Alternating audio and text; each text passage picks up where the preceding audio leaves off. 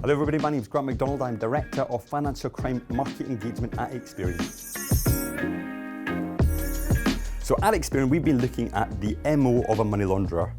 What are the characteristics of money launderers and how do they use UK firms to perpetrate their crime? Now we know they love to use formation agents, companies born from shell or shelf companies.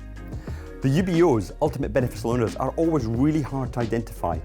They hide behind complex corporate structures that often cross borders. We know they love to use residential addresses, mailbox addresses, service office addresses, and actually it's not uncommon to see these addresses linked to hundreds and hundreds of other companies. We also know that the directors behind these businesses are often also linked to hundreds of other companies as well.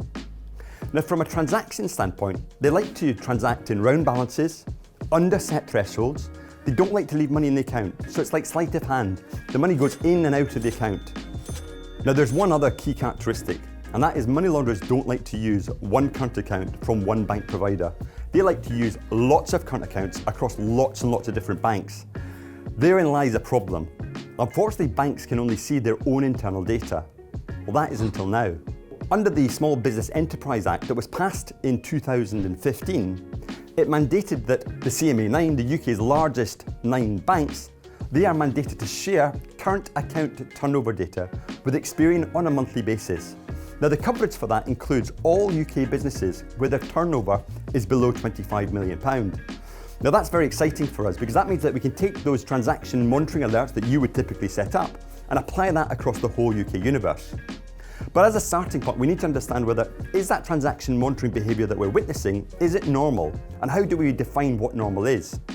So at Experian, we've created peer group profiles. So a peer group basically looks at a company's age, the sector, and their size. And we're really questioning, are the inflows and outflows for that company commensurate to the profile of that organisation? Looking at age, size, and sector. Now, once we understand what normal looks like, it allows us to measure what deviation from the norm looks like. Now we use the statistical term standard deviation, and where banks are exhibiting SD3 or more, where that deviation is considerably outside of the norm, that generates an adverse marker for us, a red flag. Now at Experian, what we've done is those adverse markers that I spoke through earlier, we're now combining them with industry aggregate transaction data sharing. Now that's truly exciting for us because we're seeing already real examples of how that data can better detect and prevent financial crime. So this is particularly exciting for us because Experian can now, having built these adverse markers, combine them with these cash flow profiles where we're seeing businesses that are exhibiting these strange transaction behaviours. And we think this is going to be truly transformational for the industry, helping you to better detect and prevent financial crime. For more on this, we're joined today by John Flynn from Gracechurch. So to start with, I thought it'd be quite good. Can you just do a quick introduction of you, John, your background, and indeed what you're doing now at Gracechurch? Well, Gracechurch are a small boutique financial crime consultancy, established a couple of years ago. Prior to that, I was the money laundering reporting officer and regional head for Deutsche Bank and BNP Paribas. So a long time experience in financial crime. Wonderful. And with that experience and expertise, John, we're really interested to understand what value does transaction monitoring have today in detecting financial crime? Well, transaction monitoring is required under the money laundering regulations.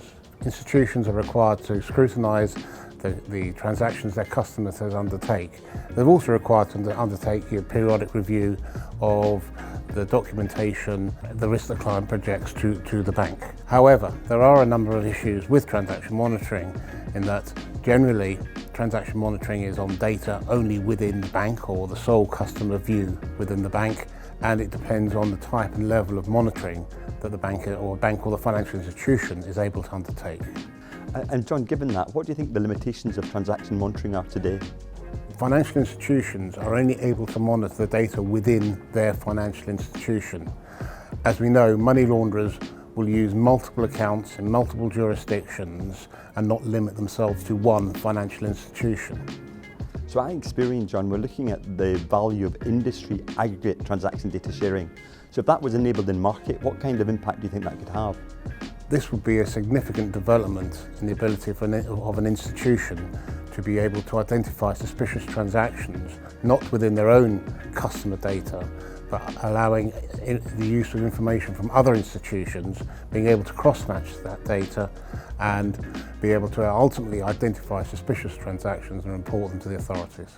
So John, thank you so much for joining us today. If you're interested in understanding a little bit more about industry aggregate transaction data sharing, you can download our report here.